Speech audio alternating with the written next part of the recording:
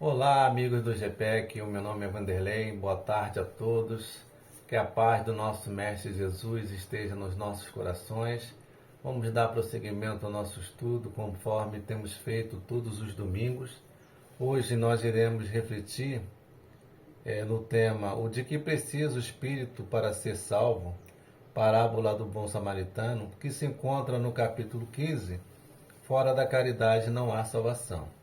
Mas antes de iniciar a leitura e os comentários, gostaria de convidá-los a elevar o nosso pensamento a Deus.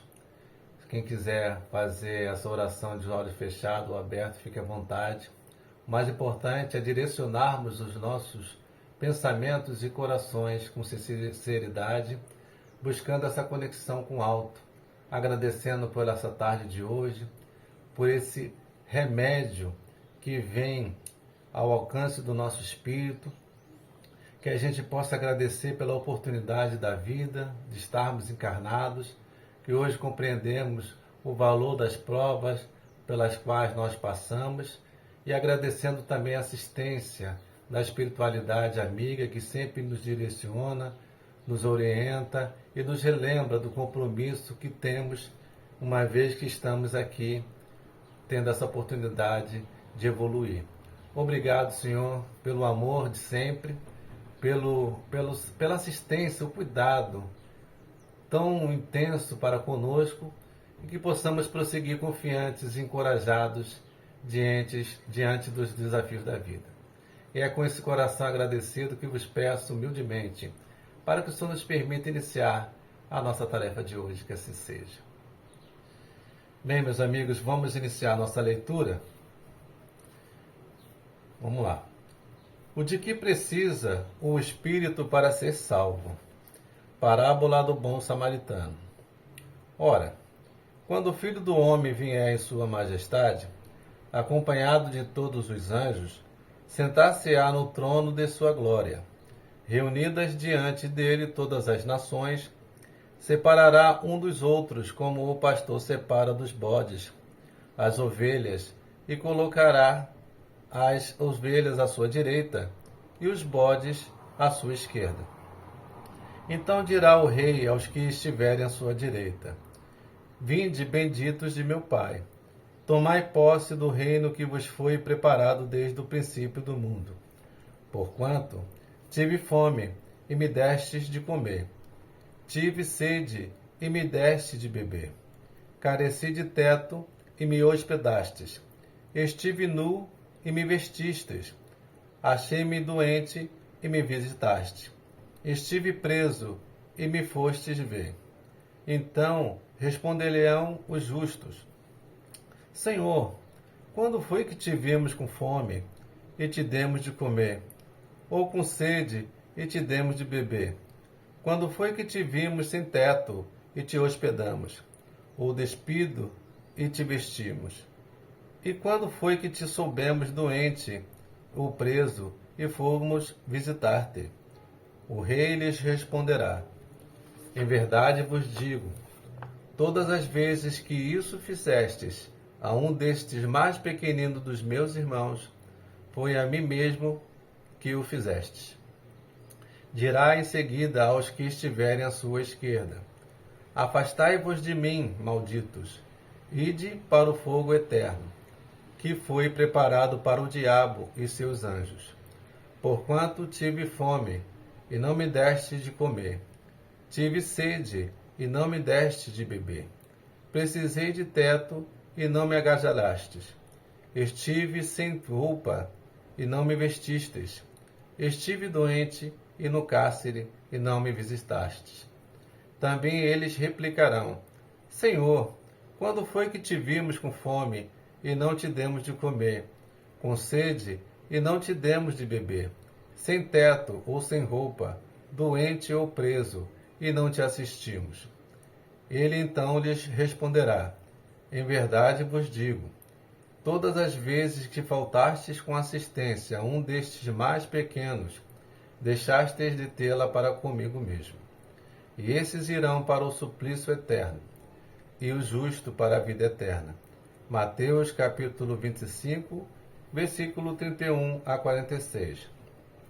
Então Levantando-se, disse-lhe um doutor da lei, para o tentar: Mestre, que preciso fazer para possuir a vida eterna? Respondeu-lhe Jesus: Que é o que está escrito na lei? Que é o que lês nela?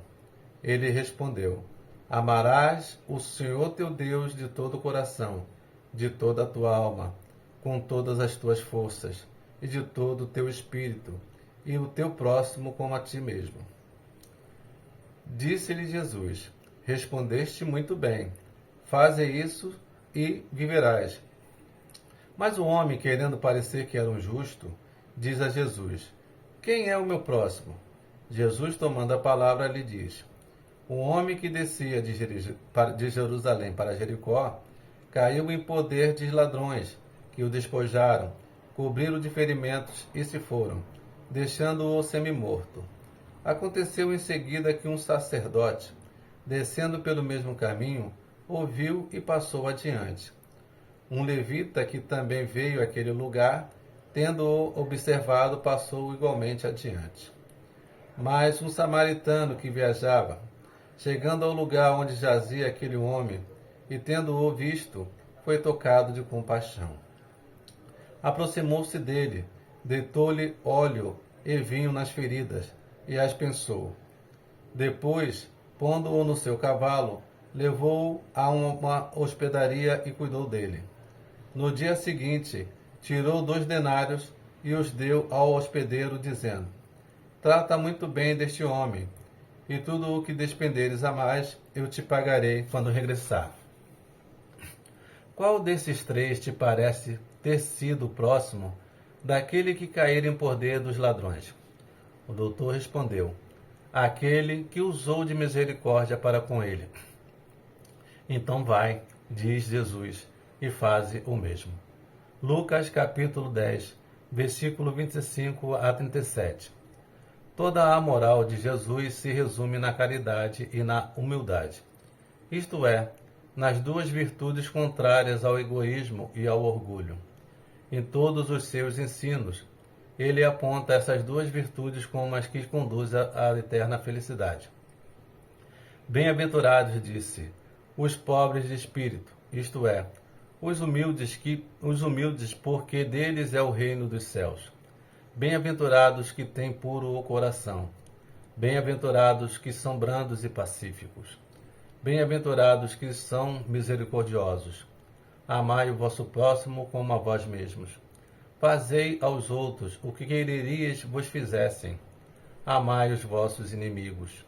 Perdoai as ofensas, se quiserdes ser perdoados. Praticai o bem sem ostentação. Julgai-vos a vós mesmos antes de julgardes os outros. Humildade e caridade, eis que não cessa de recomendar, e do que dá ele próprio exemplo. Orgulho e egoísmo, eis o que não se cansa de combater. E não se limita a recomendar a caridade, põe-na claramente e em termos explícitos como condição absoluta da felicidade futura. Bem, meus amigos, o texto se estende, então eu recomendo que vocês prossigam com a leitura no momento oportuno. Nós aqui vamos, nesse momento, fazermos uma reflexão diante de um texto tão profundo e tão maravilhoso que o Evangelho segundo o Espiritismo está nos trazendo. Então, a gente verifica nessa passagem, principalmente final, que para atingir esse estado de bem-aventurança, que se reflete mais a nosso estado de consciência, é preciso que a gente se reporte a uma questão em destaque que Jesus traz em todo o texto, em toda essa recomendação. Ele coloca que a prática da caridade não é um dos meios, ele é o único.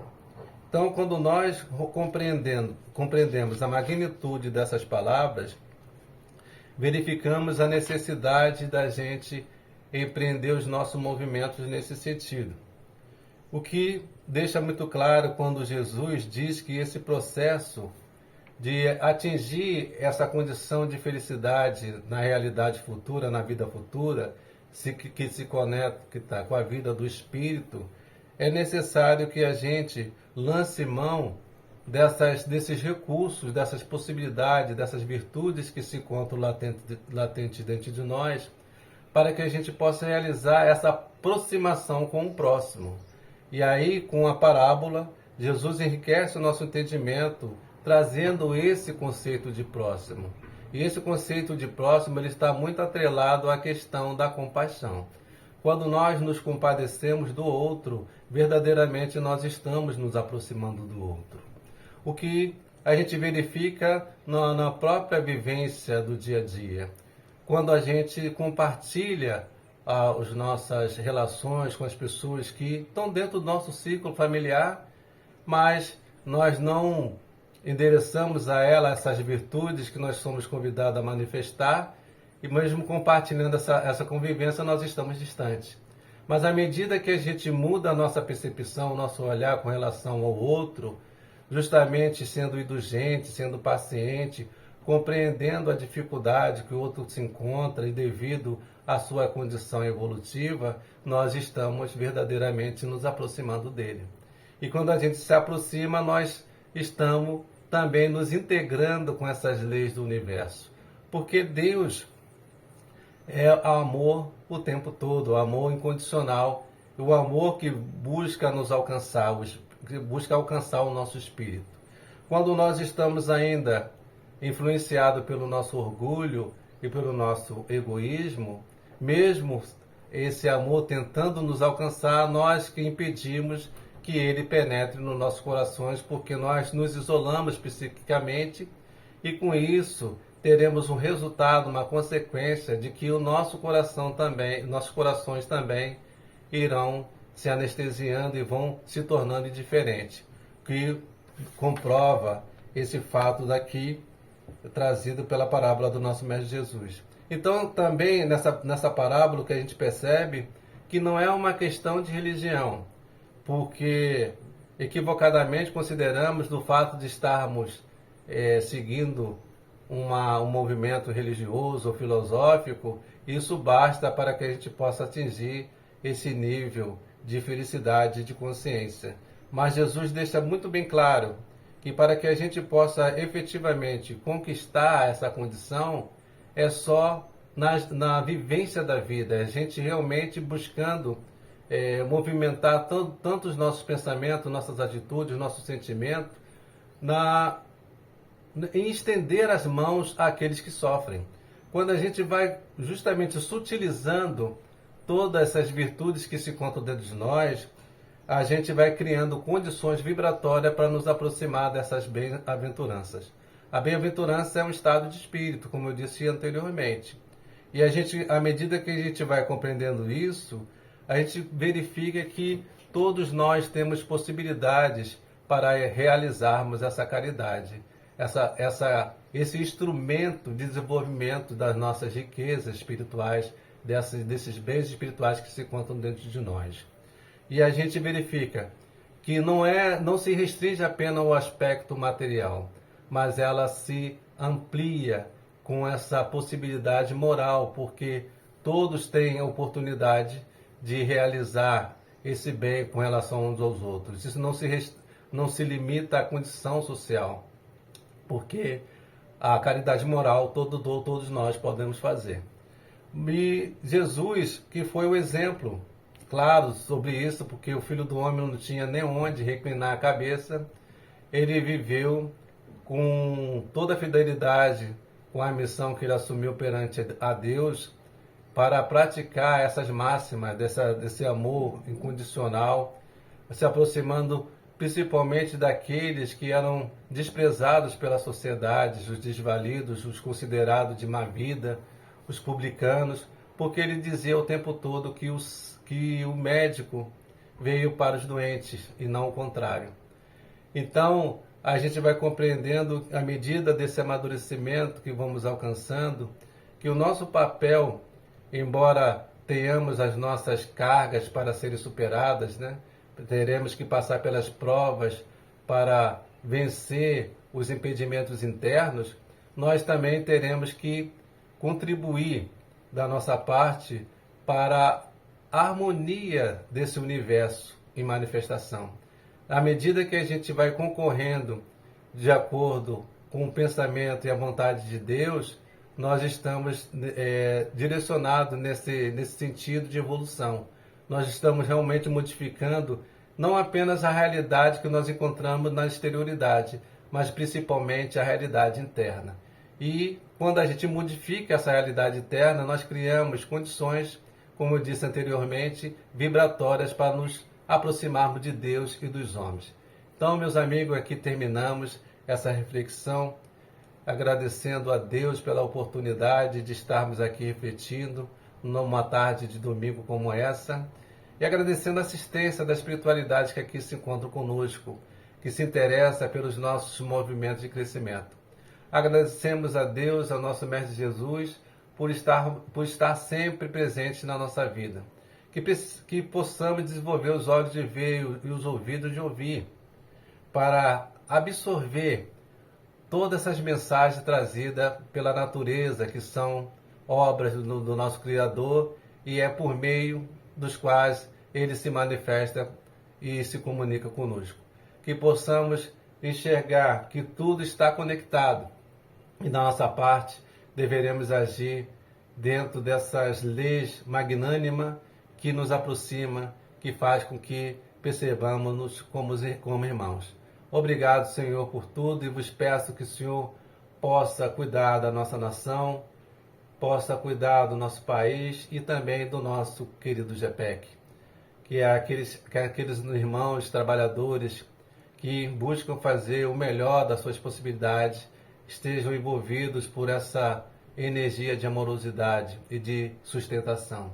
Que também seja estendida àqueles nossos irmãos que ali comparecem buscando alívio para os seus sofrimentos, buscando uma palavra que dê vida ao seu espírito. Que eles sejam alcançados por esse amor incessante e percebam a existência de Deus nas suas vidas. Obrigado, Senhor, por tudo. Aqui terminamos, mas eu faço convite a todos para continuarmos estudando na semana que vem. E, do demais, um beijo no coração, um abraço, que Deus o abençoe imensamente.